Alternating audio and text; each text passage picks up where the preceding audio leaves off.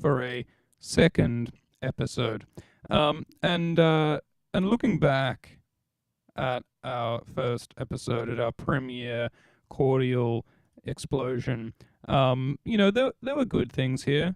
I like some of the world building, sort of the terminology. Some of the names are sort of fun, and sort of like the dark, tragic theme, and all the stuff about memory is interesting. Looking back on the past, and of course the chocolate river. I mean, when have you seen a better metaphor for memory than a chocolate river? So that was there's good things here. But it was a bit shit. And for that reason, we're gonna turn over a new leaf. We're gonna make something better, because the last one was so like navel gazy. It was so slow. It was pretentious, to be frank. So now we want to do something with a bit more excitement and adventure. All right, we want something where stuff happens, right? And where better for things to happen than in space? Okay, we're going out into the fucking inky blackness, the mystery and adventure of the void. Okay, we're going into some Star Wars shit, but like not. I mean, not the fucking CGI Star Wars, not the shiny space. We're going some like practical effects type fucking like VHS 1980s vintage space shit. Okay, it's gonna be great.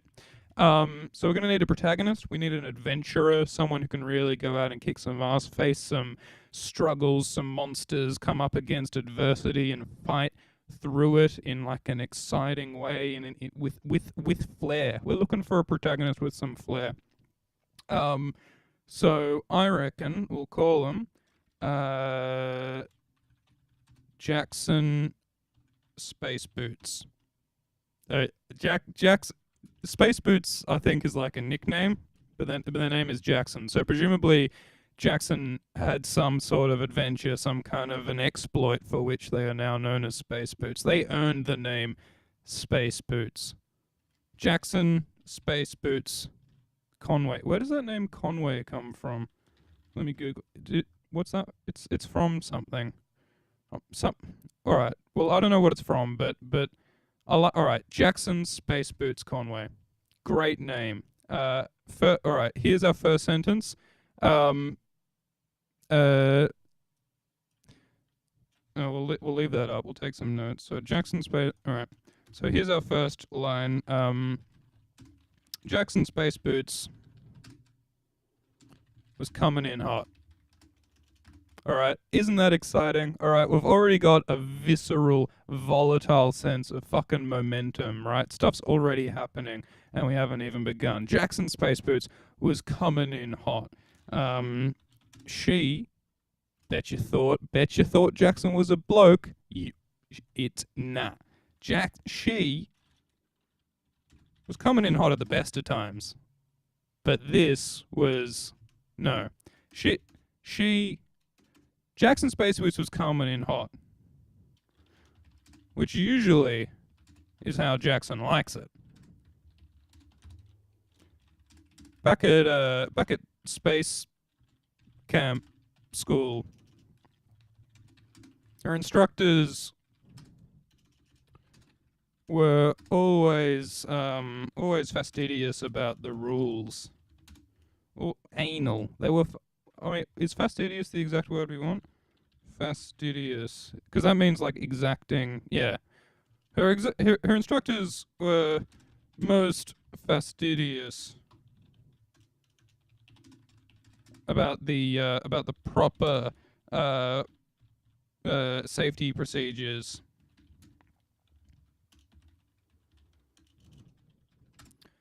Her instructors were most fastidious about the proper safety procedures in commencing in performing a space to ground landing maneuver. How the fuck do you spell maneuver? I'm not going to pretend to know how to spell maneuver. Jackson Spaceboots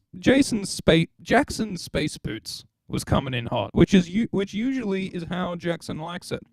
Back at space camp school, her instructors were were most fastidious about the proper safety procedures in performing a space-to-ground landing maneuver. Um, but Jackson had grown up. Jackson had grown up watching the old newsreels, grown up watching newsreels from the pioneer days of space exploration. When every mission was an adventure. Was an adventure with a moderate to high chance of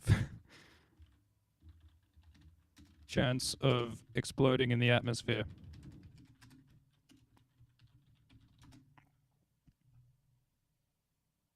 Jackson Spaceboots was coming in hot, which usually is how Jackson likes it. Back at space camp school, her instructors were most fastidious about the proper safety procedures in performing a space-to-ground landing maneuver.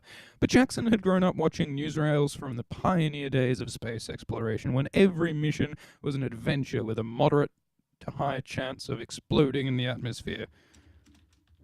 Back in those days,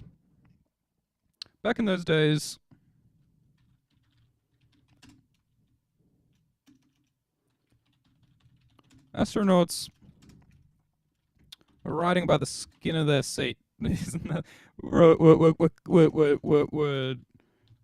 Were clinging on by the skin of their teeth, solving problems, averting disaster with nothing but their grit, ingenuity, and space, and a few rolls of space duct tape. It was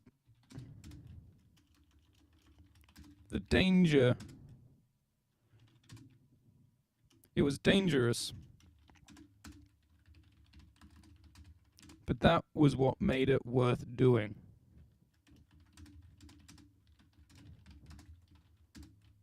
So in these days of bureaucratic... How do you spell bureaucratic? Oh, fuck. It's more like that, isn't it? Bureaucratic. So in these days of bureaucratic, overly organized space flight, Jackson is most often bored to tears.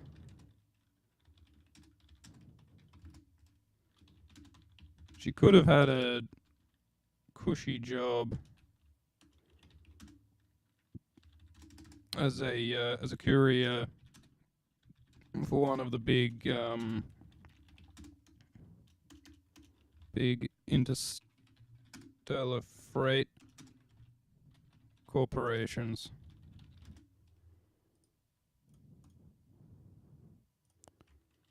Freight megacorps. There's megacorps, guys. We're in a fucking corporate dystopia. It's gonna get dark, you know it. But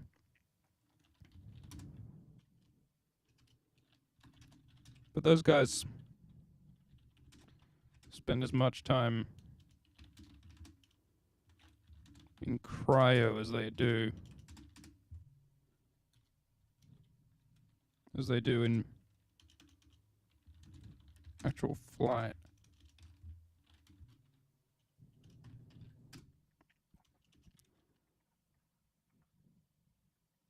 Jackson Spaceboots was coming in hot, which usually is how Jackson likes it. Back at space camp school, her instructors were most fastidious about the proper safety procedures in performing a space-to-ground landing maneuver. But Jackson had grown up watching the newsreels from the pioneer days of space exploration, when every mission was an adventure with a moderate to high chance of violent explosion. Back in those days, astronauts were clinging on. Spacefarers. Spacenauts. Space folk. Astronaut sounds like no one's gonna be calling people astronauts once everyone's flying around, right? Like astronauts is like the term astronauts is gonna be like the Captain Cooks and all those like explorers who were in those ships where people were dying of scurvy all the time. Astronauts is not a term that's gonna be used once people go to the moon for a holiday. Right, that's just going to be spaceflight. That's just going to be fucking the daily commute, right? So, what in the future are people going to call spaceflight once everyone's flying in space? I don't know. Space jockeys. Fucking void walkers, man. Oh, those are the bad guys. All right, the void. All right, so our protagonist is Jason Spaceboots Conway. The fucking Void Walkers are the edgy bad guys. And we need to remember that there is evil corporate mega corps. Alright. Those are some of the elements we've got to play. I also like Jackson's Space Camp School. I think we'll explore some of her sort of origin story there. That'll be exciting. Alright, but where are we? Okay, Jackson Spaceboots was coming in hot, which usually is how Jackson likes it. Back at Space Camp School, her instructors were most fastidious about applying the proper safety procedures when performing a space-to-ground landing maneuver.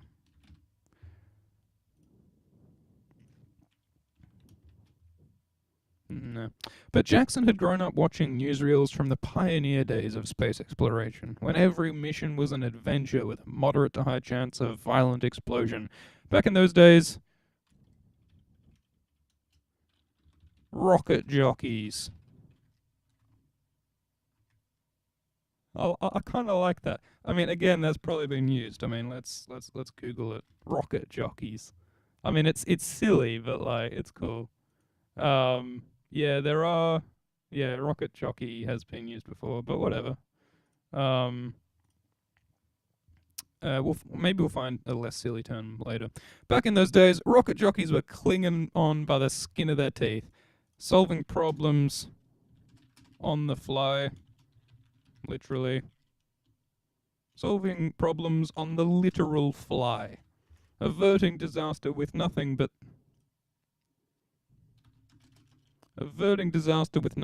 their grit, ingenuity, and a few rolls of space tape. Space tape.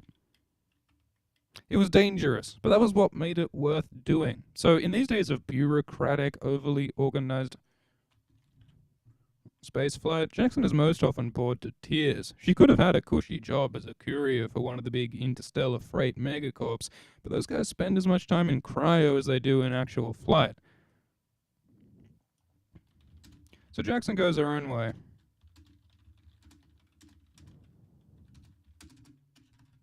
Goes her own way as a small-time trader. Trader sounds boring, doesn't it?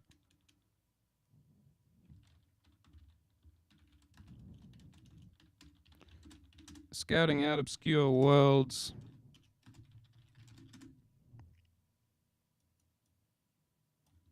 Strange and exotic worlds.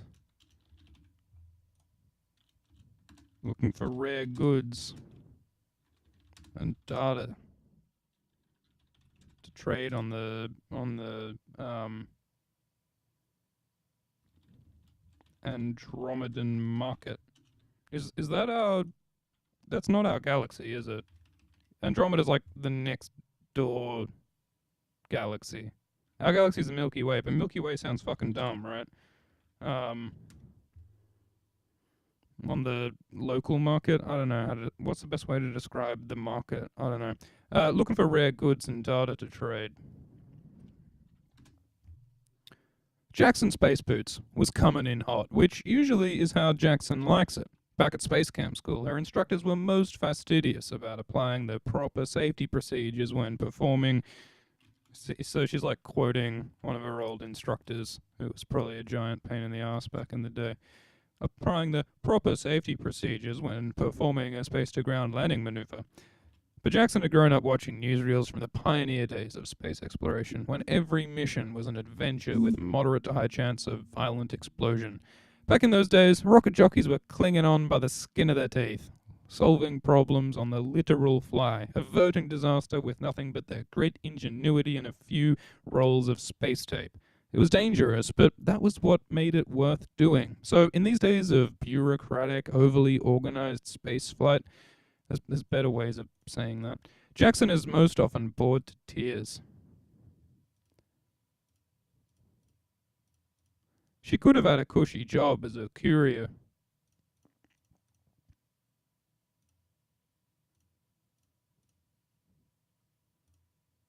Yeah, that needs to be clarified better as well. She could have had a cushy job as a courier for one of the big interstellar freight megacorps, but those guys spend as much time in cryo as they do in actual flight.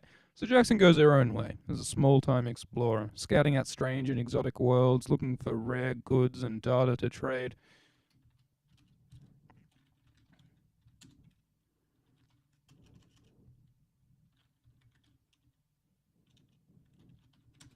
It's much more.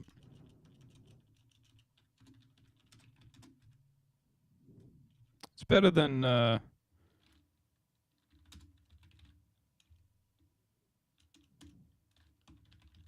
It's better than driving one of the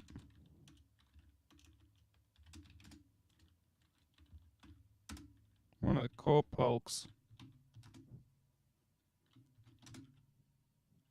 But for all her love of danger, things do sometimes.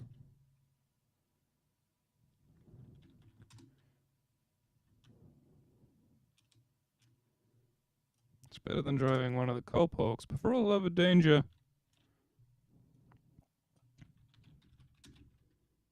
sometimes things get too hot, even for Jackson space boots. All right, so I think that's an okay way of sort of introducing Jackson and sort of contextualizing her background, her passions. But we've kind of failed in our goal of making it action packed, haven't we? I mean, we were meant to really jump straight into something fucking exciting, right? But instead we've just done all this character stuff. Maybe we can sort of restructure later on, to make the beginning a bit more exciting.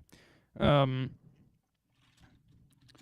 the dash of her. What's her spacecraft like? I mean, I'm imagining like some sort of Millennium Falcon shit, like some sort of small, kind of pokey, kind of slapdash, put together on the fly. Um, Probably smaller than the Falcon though. I mean, it's almost like a pod maybe, because if it's just her, and I think she's also got like a little robot buddy, like a little helper bot, called um 24 two two two four 24C 24C. She just calls him 24C. Well, yeah, I don't know. Well, she needs a robot friend. Um, the dash of her space dash, her craft, her. I mean, what's the name of her ship? I mean, it's something sort of utilitarian. It's something that's a bit battered. It's something that's sort of seen some shit. Um,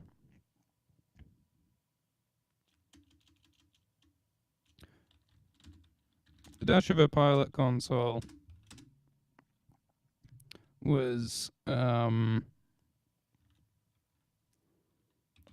screaming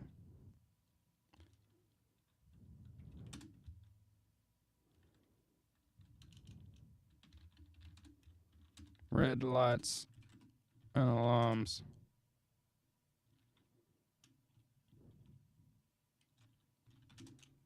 Well, I reckon a craft is like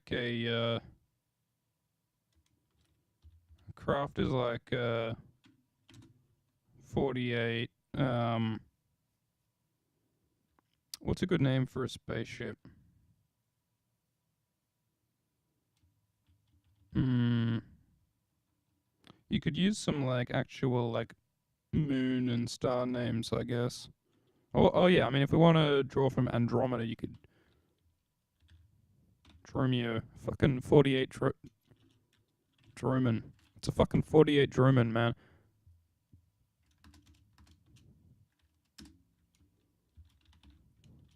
48 Droman X. 48 Droman Plus. 48 Droman 6. It's a 48 Droman 6. That's the name of a ship.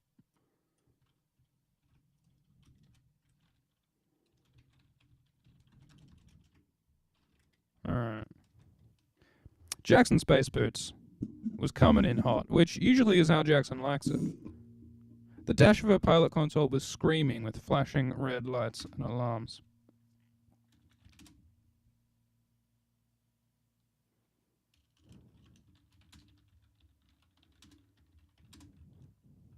Temperature gauge.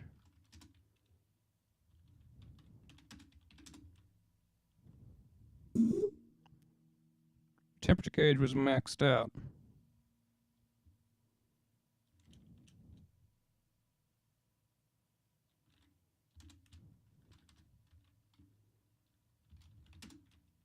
Jax knew.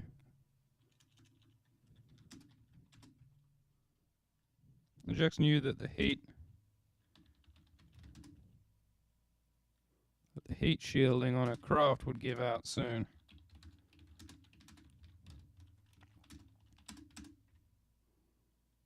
She flew a battered old.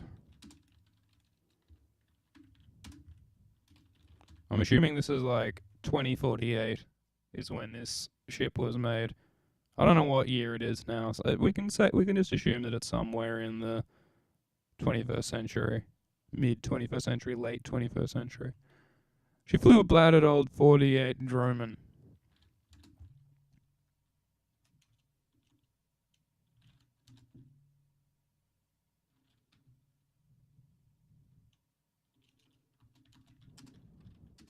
It lacked the fancy extra features and comfort of a newer model.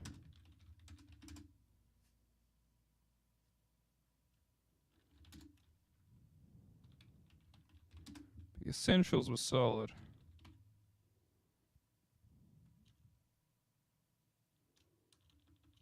Whereas reliable as the day it was built.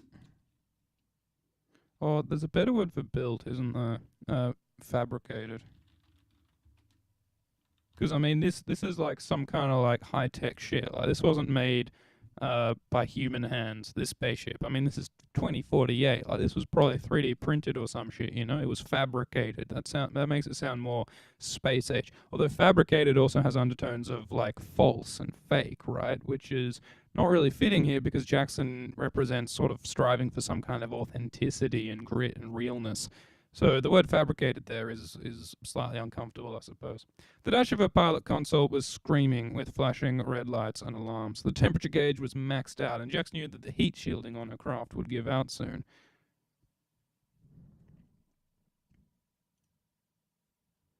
So this little bit about the Droman is nice, but it's not at all fitting for this section when we're talking about the danger and the emergency.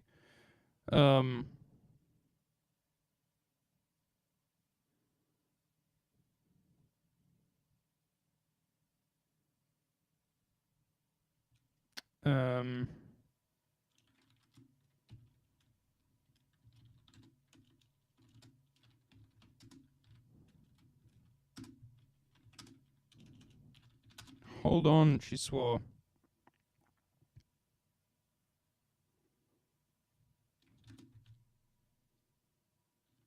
Searching feverishly.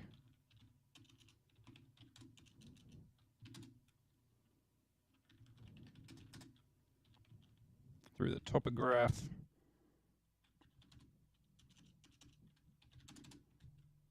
For a semi-safe landing zone.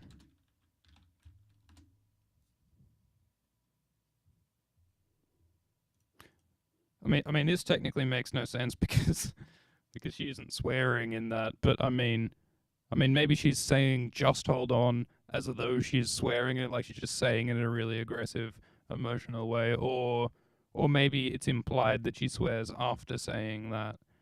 You can look at it either way, I guess. Just hold on, she swore, searching feverishly through the topograph for a semi-safe landing zone. This was a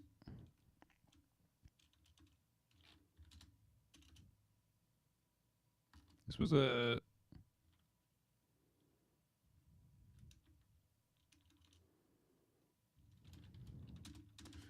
This was a rocky world.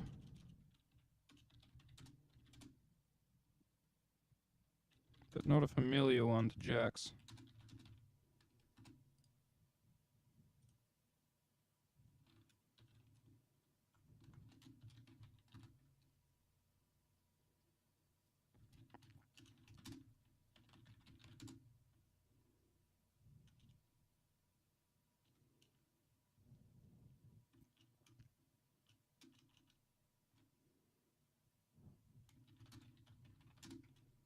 Surface was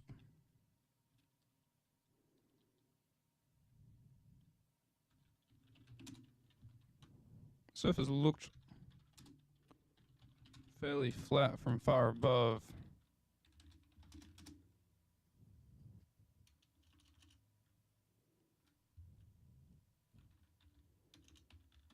Approaching closer, she could see tight patterns of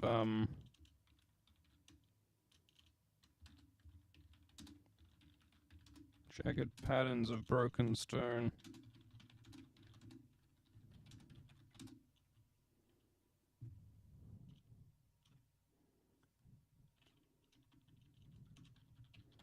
Could easily tear open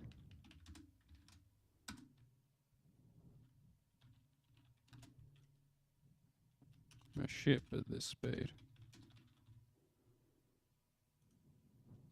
Surface had looked fairly flat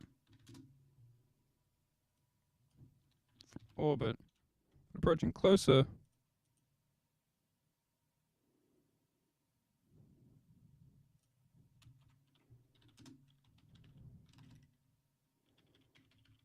scope revealed tight, jagged patterns of broken stone.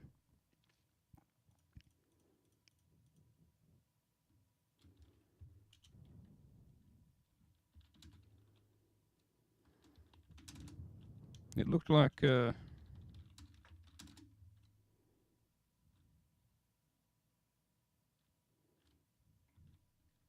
looked like a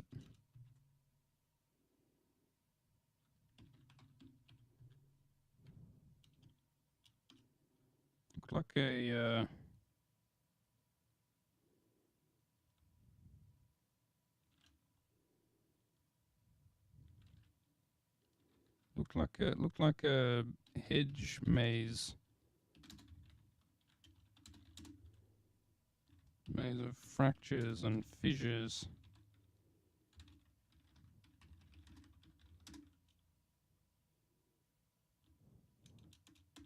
Stretching from horizon.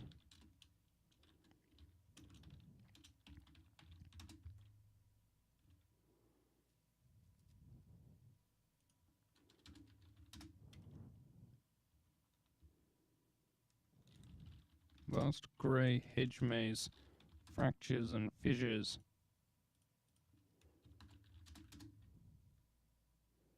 In the ground, stretching from horizon to horizon. Are these natural?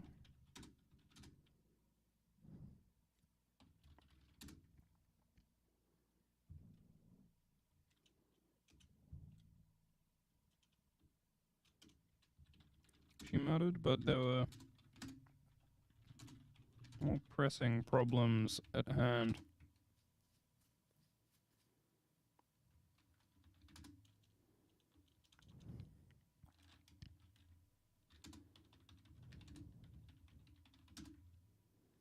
descent thrusters were already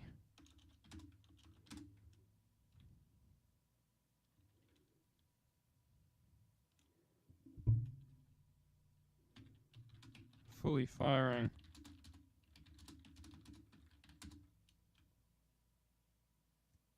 But it might not be enough to slow her in time.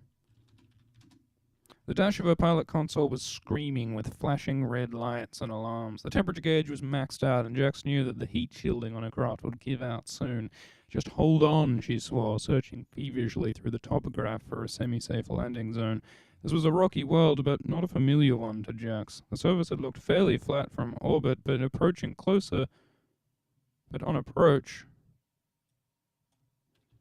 on approach, the scope revealed tight, jagged patterns of broken stone that could easily tear her ship open at speed.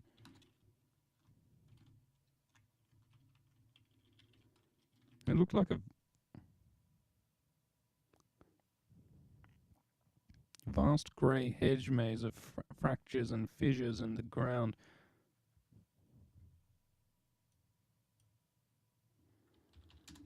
Stretching out that end of the horizon.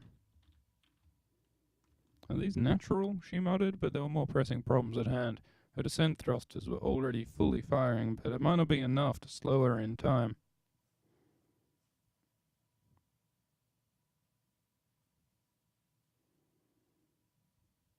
Her descent thrusters were already fully firing, but it might not be enough to slow her in time.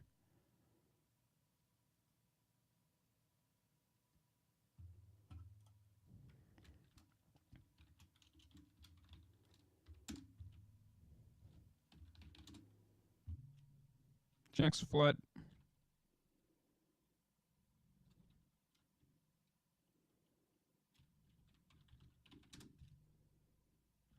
flight computer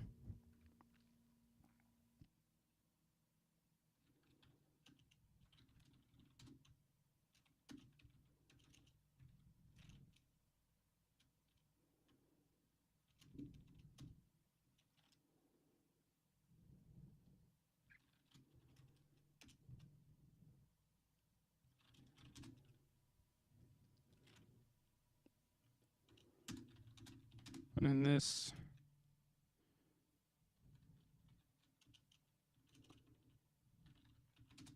this harsh terrain,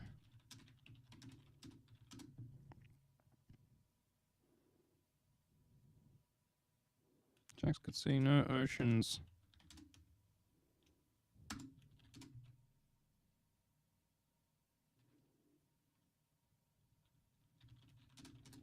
No bodies of water to soften her fall.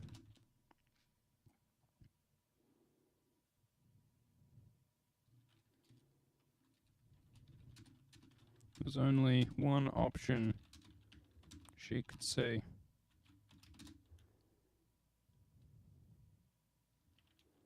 She flipped back.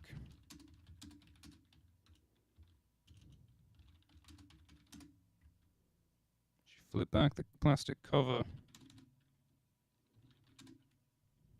Red button. Pressed it. Mixture of hope.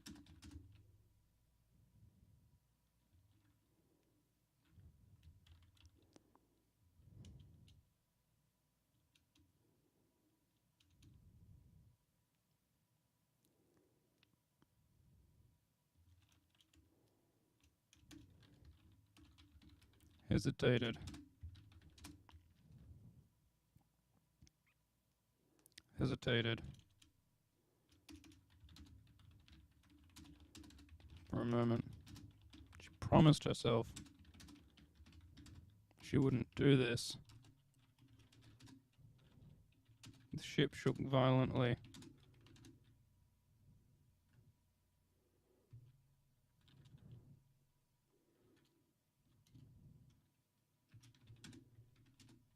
And Jax was dripping with sweat in the rising heat.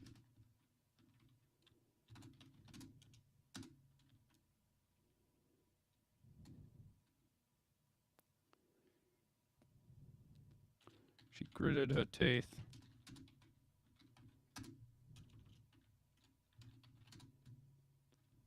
Said, "Forgive me," and pressed the button. Alright, so we've got some kind of mysterious drama going on here now, guys. Because Jax has not wanted to press this button, but now she's pressed it, and now see what happens. Immediately,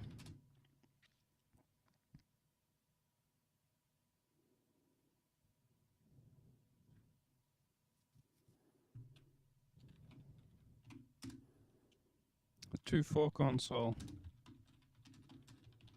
spring to life.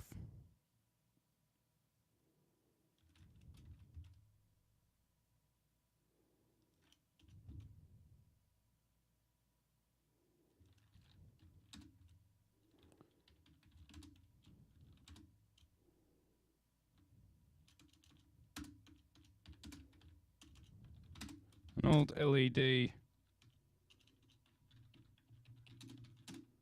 An old blue lit LED screen.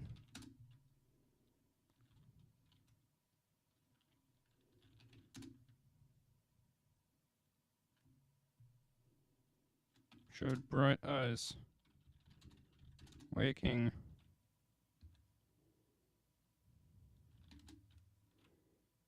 From a slumber. 20, Jack said.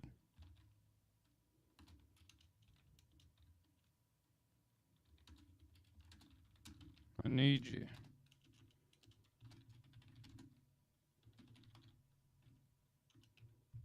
Landing protocol now.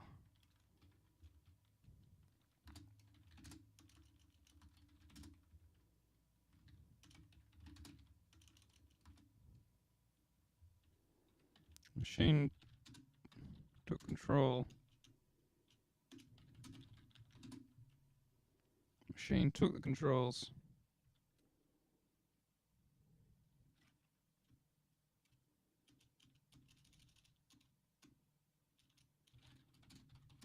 LED eyes blinked.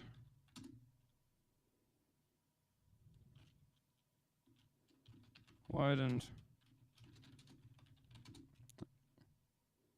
Machine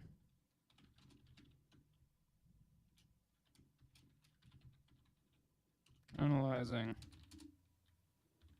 The machine said.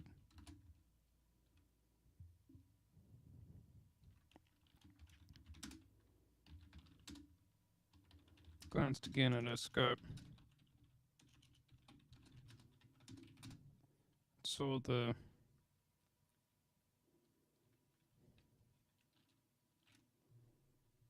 it will make the rocks black to make them scarier. No, well.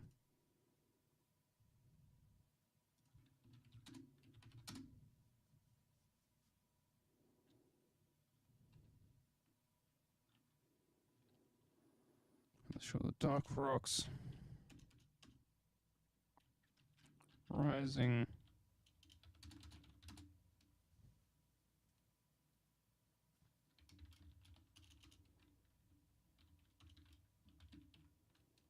$20 now.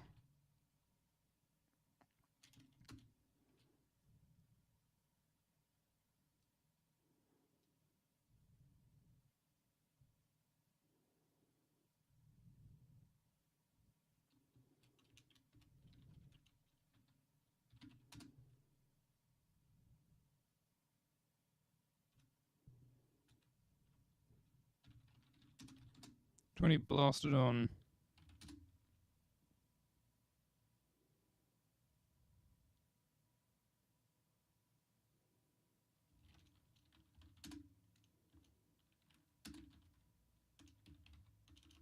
$20 blasted on the side thrusters. Lurch the craft.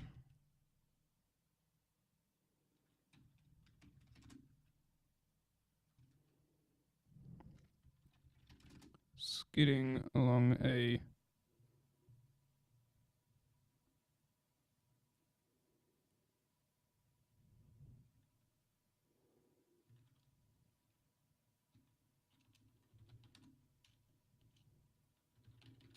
slight rocky slope in the otherwise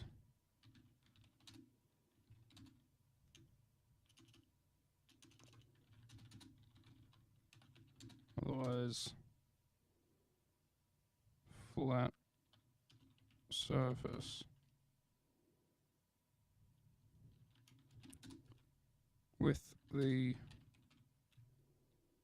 precise control that only machines can achieve. When he executed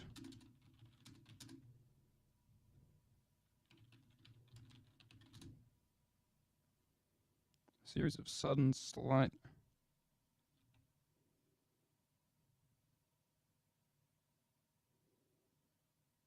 twenty blasted on the side thrusters. Watch the craft skidding along a slight rocky scope on an otherwise flat surface. With the precise control that only machines can achieve, 20 executed a series of sudden, slight adjustments that sent the craft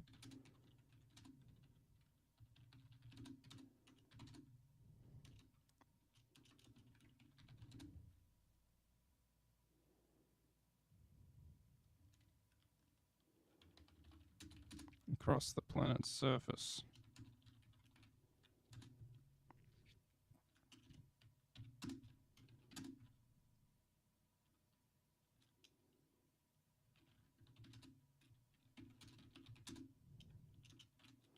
Hit the rocky surface.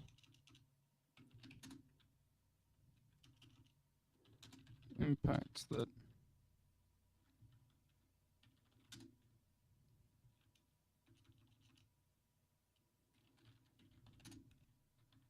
the jar jacks against.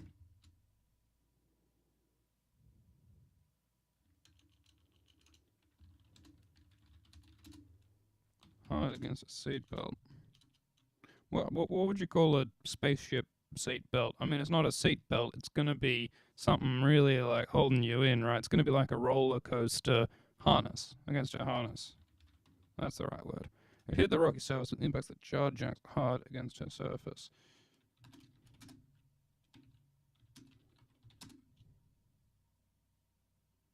Ship itself crunched and screeched against alien stone.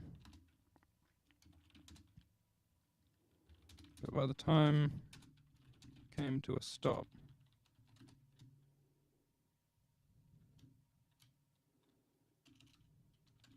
Jack and the ship were battered,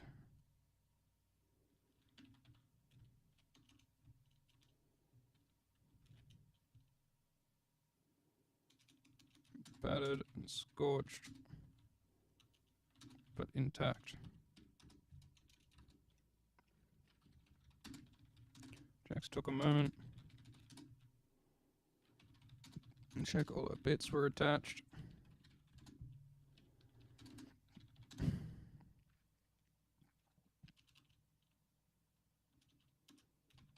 Took a deep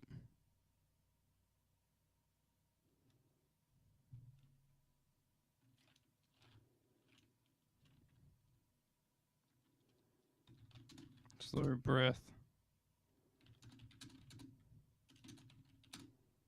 to let her heart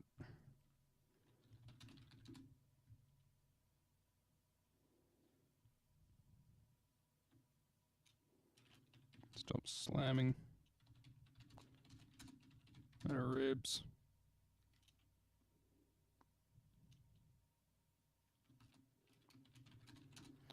And she said, "Make it 20. Back to sleep." The machine returned to slumber.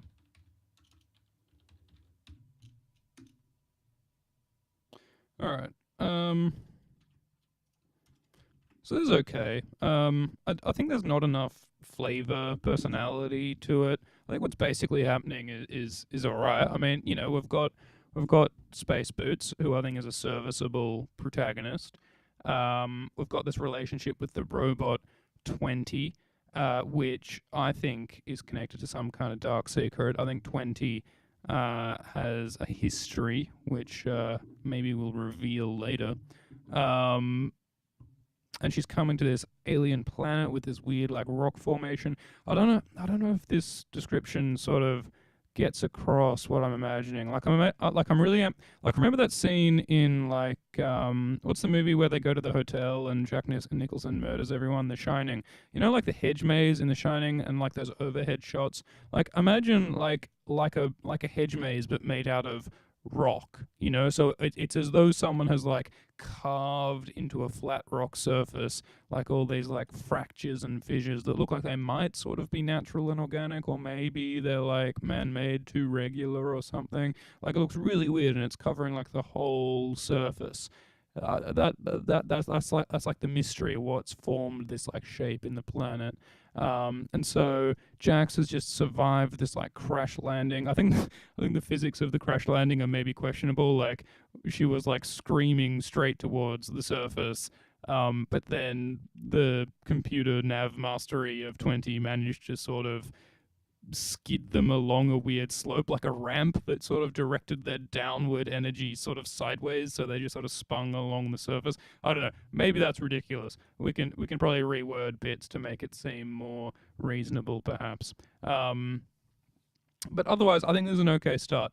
I like Jack's background, and I think there's definitely potential. What I'd like to happen is that I reckon Jack will make an assessment of the ship, the condition of the ship, and her main goal will be to fix the ship so that she can fly off this fucking planet. And I reckon there'll be like some kind of trader or some kind of like repairman. Obviously, some kind of fucking weirdo, because this is like such a weird planet. I don't think there's like big civilizations on this planet, at least in like an obvious, overt way. I think there's like a bunch of like weird people who have come from outside, and have come to this planet for various mysterious reasons. And Jack has to interact with them, and some of them can't be trusted. All of them can't be trusted, I reckon. And then she's going to have to go on some kind of like journey to like find a person or a component or something that's needed for her ship. And she's going to discover dark secrets along the way. I reckon something or someone made these formations in the earth that are like super weird. Maybe there's some kind of like, maybe everyone assumes that there's no native life on this planet. But Jax discovers that, oh no, there is native life here, and they are behind the weird formations, and they're fucking up to something or something. Something like that, I reckon, would be cool. So maybe we will continue the story of Jackson Space Boots in another episode of Marten Cordial. Or maybe we'll write something completely different. I don't know. They say variety is the spice of life, right? But for now, this is the exciting cosmic Spaceventures of Jackson Space Boots. Part 1. I reckon it's like a comic book thing almost. Like this is like issue 1 almost. Volume 1, part 1, whatever. All right, cool. I think that was fun. I think that was a good exercise. I don't think we've got any viewers. Maybe one day we'll have viewers. That might be cool, because you could do things like y'all could like suggest, like you could just chuck words in that I'd have to like integrate into whatever's being written. Ideas, names, stuff. That could be interesting. But anyway, this was fun. But of course, the persona is of the arrogant Marten Cordial. So this was another classic from Marten Cordial. I hope you've all learned something from this instant classic. I hope I've proven myself as a literary giant. That's what Marten Cordial's all about. So peace out. Keep your nibs wet with ink, and keep your ink nibbed with juice. Okay, good. Alrighty then.